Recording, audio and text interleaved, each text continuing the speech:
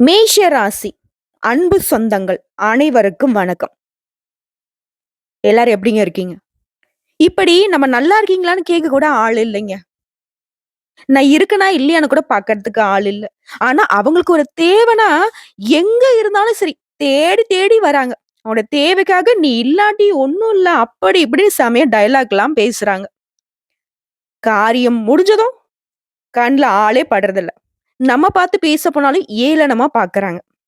சரி அது ஒரு புறம் இருக்கட்டும். உங்கள பொறுத்தவரைக்கும் கார்த்திகேயனுக்கும் மேஷ ராசிக்கும் பிரிக்க முடியாத ஒரு பந்தம் இருக்கு. வந்த வினையும் வருகின்ற வல்வினையும் கந்தன் என்று பெயர் சொல்ல கலங்கிடுமே. முருகனின் பெயரை சொன்னாலே அவர்களின் வினைகள் அனைத்தும் நீங்கி நன்மைகள் தேடி வருமே. அப்படிப்பட்ட முருகப்பெருமானை மனதார வேண்டிக்கிட்டு மேஷ ராசியுடைய கஷ்டங்கள் கவலைகள் எல்லாமே நீங்கி போகட்டும். உங்களுடைய எண்ணம் எல்லாம் பலிதமாகட்டும். உடைய செயல்பாடுகளுக்கு எல்லாத்துக்கும் அந்த வெற்றிவேல் முருகன் துணை வரட்டும். மேஷ ராசிக்காரங்களே, கார்த்திகை மாசம் பிறந்துருச்சு.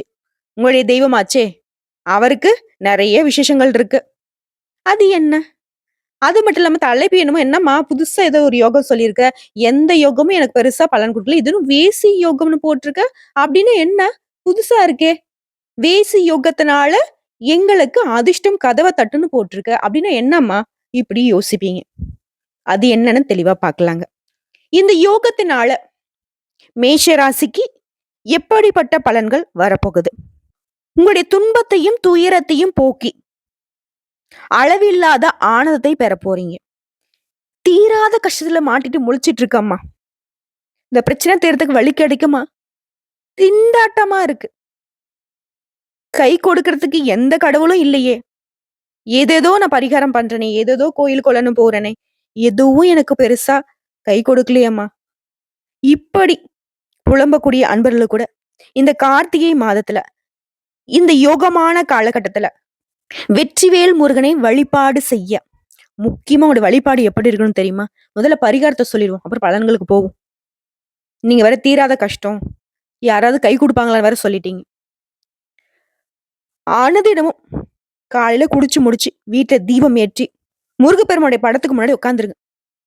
ஓம் நமோ குமாராய நம. இதுதாங்க உங்க மந்திரம். இந்த மந்திரத்தை முருகப்பெருமானுக்கே உரித்தான பிரசாதம் விபூதி இருக்கு இல்லைங்களா? அந்த விபூதியில எழுதி அந்த மந்திரத்தின் மீது உங்க கை விரல் இருக்கணும். அது முக்கியமா ஆள்காட்டி விரல் இருக்கணும். அது மேல கை வச்சுட்டு 108 முறை அந்த மந்திரத்தை நீங்க உச்சரிக்கணும். இப்படி சொல்லும் பொழுது அனுதினமும் நீங்க சொல்ல சொல்ல சொல்ல உங்களுடைய துன்பங்கள் துயரங்கள் உங்களை விட்டு விலகிறது மட்டும் இல்லாம தலைவிதியே எனக்கு தப்பா இருக்குதுப்பா அப்படின்னு நினைக்கிறவங்க கூட உங்க தலைவிதியே மாற்றக்கூடிய அளவுக்கு சக்தி வாய்ந்த மந்திரம் அந்த முருகப்பெருமானுடைய மந்திரம். வேலோட மயிலோட யாமருக்க பயமேன்னு ஒரு தலைவிதியை மாத்தி எழுதுவர். கண்டிப்பா இதை செஞ்சு பாருங்க. நல்ல மாற்றத்தை கட்டாயம் நீங்க உணர முடியும். இது என்னைக்கு நான் தொடங்கணும்னு கேட்டீங்கன்னா செவ்வாய்க்கிழமையில இருந்து ஸ்டார்ட் பண்ணுங்க. அது பிரம்ம முகூர்த்த வேலையில இந்த விரதம் நீங்க செய்யறது ரொம்ப விசேஷம். ஒரு சிலர் என்ன பண்ணுவாங்கன்னா, ஒரு நாள் 2 நாள் செய்வாங்க. பாதியில விட்டுடுவாங்க. திரும்ப வந்து பாத்தீங்கன்னாக்கா சாமியை குத்த சொல்லுவாங்க. இந்த பரிகாரத்தை ஏதோ குத்த சொல்லுவாங்க. ஒரு விஷயத்த செய்யறப்போ, அது ஆன்மீகத்தின் மீது நம்பிக்கையோட ஒரு விஷயத்த நீங்க தொடங்குறப்போ, கடவுள நம்பணும். அந்த பரிகாரத்த நம்பணும். அந்த நம்பிக்கையினால தான் அந்த கடவுள் உங்களுக்கு அத நிறைவேத்தி குடுப்பாங்க. நம்பிக்கையே இல்லாம நீங்க என்ன பண்ணாலும் அதுக்கு பிரயோஜனம் கிடையாது. நான் இத பண்றேன். என் அப்பா முருகப்பெருமான் எனக்கு இதெல்லாம் சரி செஞ்சு குடுப்பாரு அப்படிங்கிற நம்பிக்கையோட நீங்க பண்ணணும். ஓ! அப்பா இருக்காரு. அப்பா கிட்ட வருமானம் இல்ல. ஆனா அப்பா கிட்ட நம்ம என்ன கேட்கிறோம்னாக்கா, அப்பா எனக்கு வந்து ஒரு நோட்டு புத்தகம் வேணும்னு கேட்கிறேன். நியாயமான கோரிக்கை. படிக்கிற புள்ள படிக்கிறதுக்கு ஏதோ கேக்குது. அப்பா என்ன செய்வாரு அப்படின்னா, தன்னால முடியாத பட்சத்துல கூட கடன் வாங்கியோ, இல்ல வீட்டுக்கு தேவையான பொருட்கள வாங்காம விட்டுட்டு கூட உங்களுக்கு அந்த படிப்புக்கு தேவையான நோட்டு புத்தகத்த வாங்கி கொடுப்பாரு. அப்போ அப்பா கிட்ட நம்ம வைக்கக்கூடிய கோரிக்கை எப்படி? கண்டிப்பா நடக்குங்கிறது. அதேதான் நீங்க அப்பன் முருகன் கிட்டயும் வைக்கக்கூடிய நம்பிக்கை எப்படி இருக்கும்னாக்கா, கண்டிப்பா அது எனக்கு நடக்கும். அது கூடிய விரைவில் நடக்குங்கிற நம்பிக்கையோட அத செய்யணும். செஞ்சு பாருங்க நல்ல மாற்றம் இருக்கும். வெற்றிவேல் முருகனுக்கு அரோகரா. பரிகாரம் பார்த்தாச்சு.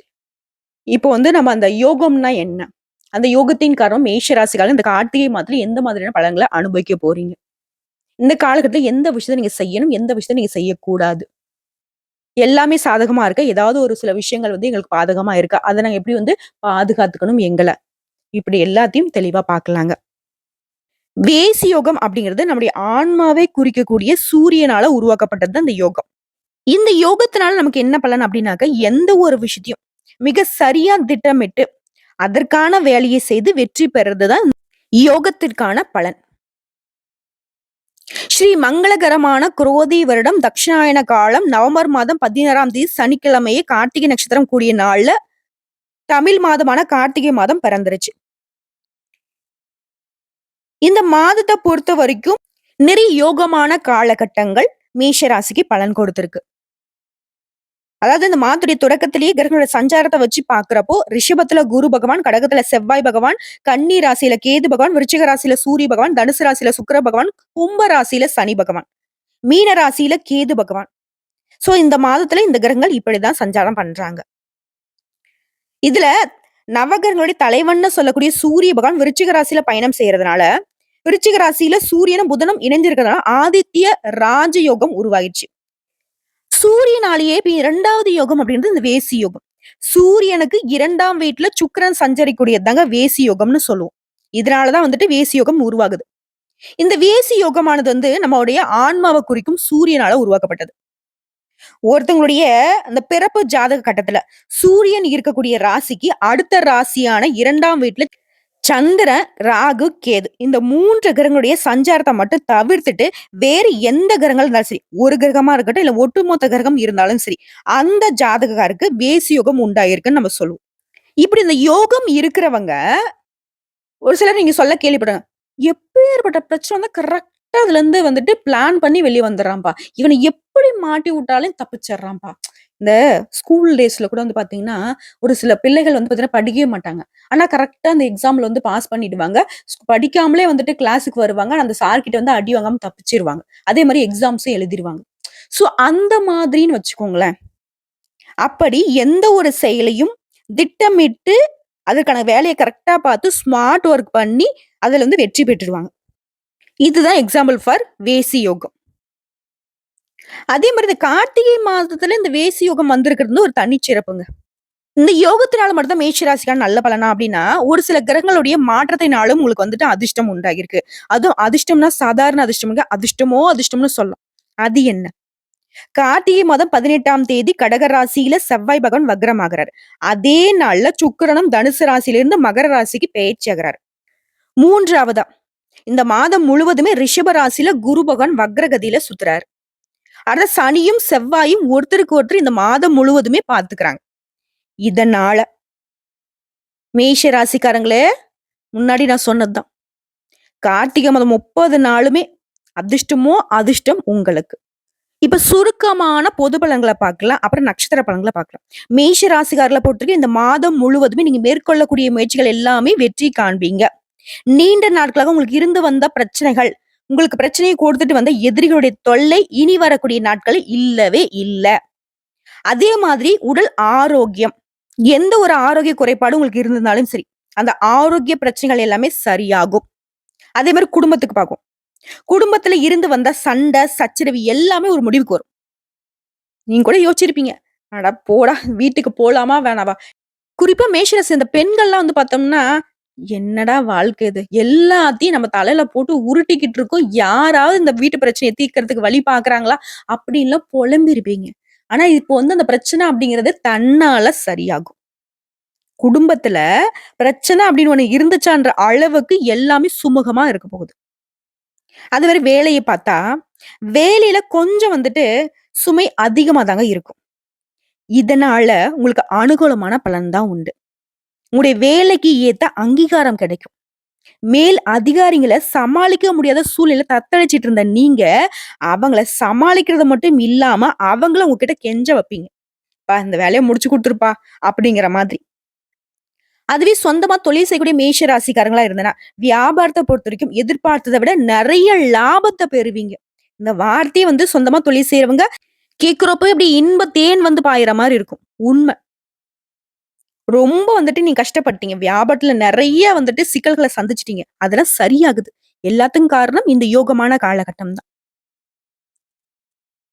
அதுவே உங்களுக்கு வந்து ஒரு பெருசா ஒரு பிரச்சனை இருந்துச்சு இல்லையா? தீர்க்க முடியாத பிரச்சனை. வெளிய சொல்ல முடியல. எங்க சொல்றது? என்ன பண்றது? இந்த பிரச்சனைய எப்படி நான் தீர்க்க போறேன்? இந்த மாதிரி பிரச்சனை கூட பெரிய பிரச்சனையாவே இருக்கட்டும். அதாவது தல போற விஷயமாவும் இருக்கட்டுங்க. அது வந்து சரியாகும். அடுத்தது மாணவர்கள பொறுத்தவரைக்கும், கல்வியில இருந்து வந்த ஆர்வம் இன்மை நீங்கி, ரொம்ப ஆர்வமா படிக்க ஆரம்பிப்பீங்க.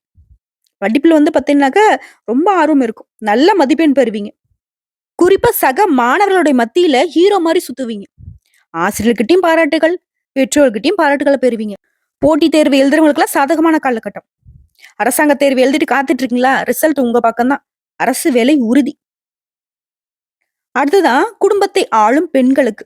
வேலைக்கு போறவங்களா இருங்க, இல்ல வீட்டை நிர்வாகம் செய்யக்கூடிய பெண்களா இருங்க.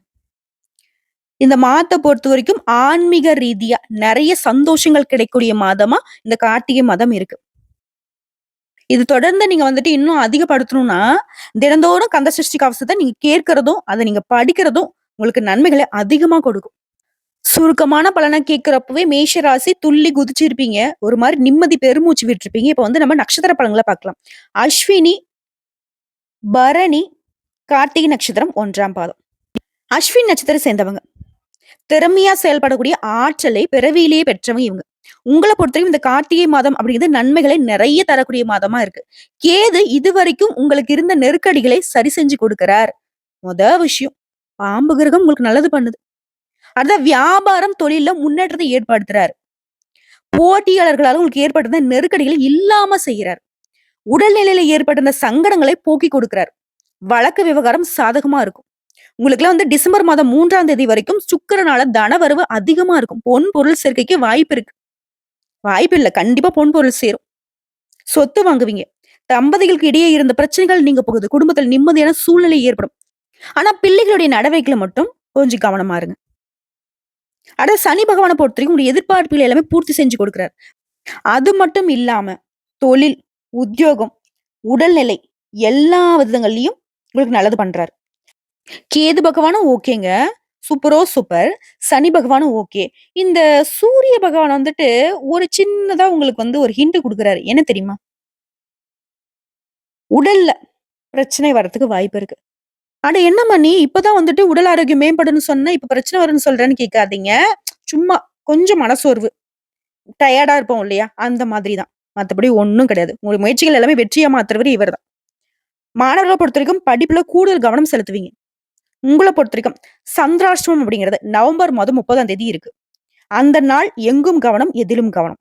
அதுவே அதிர்ஷ்டமான நாட்கள்னு கேட்டீங்கன்னா, அதே நவம்பர் மாதத்துல 25, 27, டிசம்பர் மாதம் 7, 9 இந்த நாட்கள சுப நிகழ்ச்சியோட தொடக்கத்திற்கு பயன்படுத்துங்க.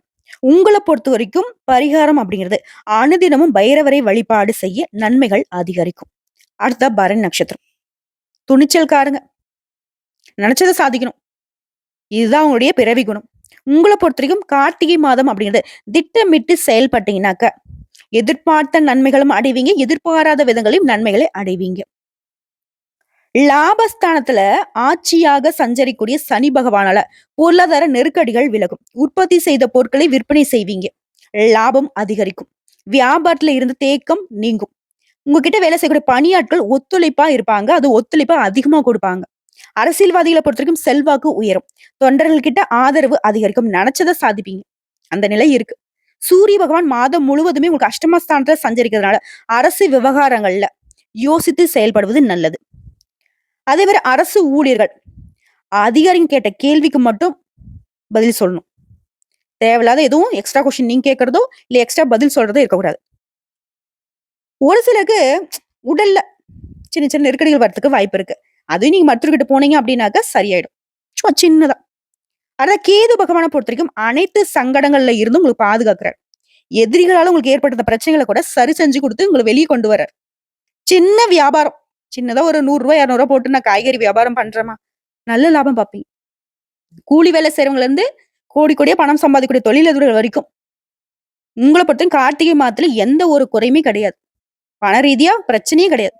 உங்களுடைய நட்சத்திரநாதனால வரவு அதிகரிக்கும். பழைய கடன்களை அடைச்சிருவீங்க.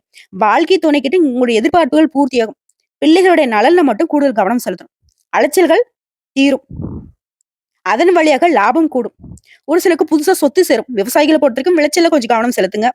மாணவர்களை பொறுத்தவரைக்கும் படிப்புல அக்கறை அதிகரிக்கும். உங்களுக்கு சந்திராஷ்டமம் அப்படிங்கிறது டிசம்பர் மாதம் 1, 2 இந்த 2 நாட்கள் எங்கும் கவனம், எதிலும் கவனம். அதுவே அதிர்ஷ்டமான நாட்கள்னு பார்த்தோம்னாக்க நவம்பர் மாதம் 24, 27 டிசம்பர்ல 6, 9, 15 இந்த நாட்களை சுப நிகழ்ச்சிகள் தொடக்கத்துக்கு பயன்படுத்துங்க.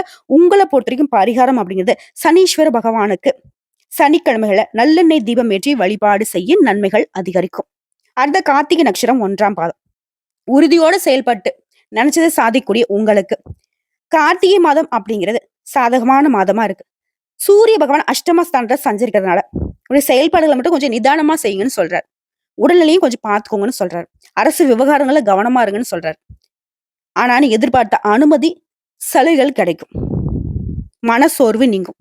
அதாவது கேது பகவானை பொறுத்த வரைக்கும் உங்களை பாதுகாக்கிறார்.